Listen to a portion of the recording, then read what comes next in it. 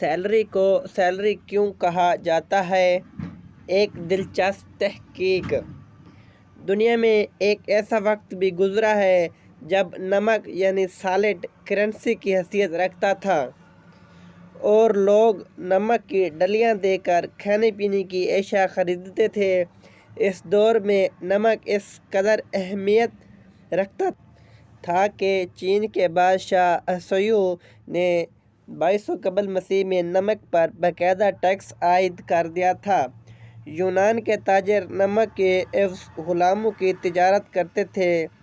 روم کا عظیم شہنشاہ Julius scissor اپنے فوجیوں کو نمک کی شکل میں تنخواہ دیتا تھا، جبکہ ہندوستان میں نمک کے بدلے ہاتھی بیچے اور خریدے جاتے تھے۔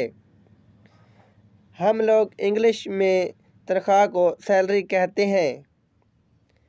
اس لفظ سیلری کا نمک کے ساتھ بڑا گہرا تعلق ہے۔ لاطینی زبان میں نمک کو سیل کہا جاتا ہے۔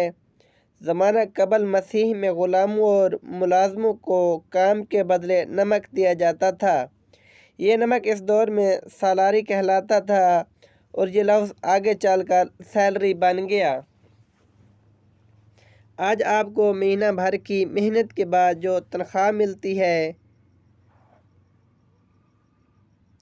آپ اسے تنخواہ والی سیلری نہ سمجھا کریں، آپ اسے نمک والی سیلری جانا کریں، کیونکہ یہ عموماً آپ کو درپیش مسائل کے آٹے میں نمک کے برابر ہوتی ہے۔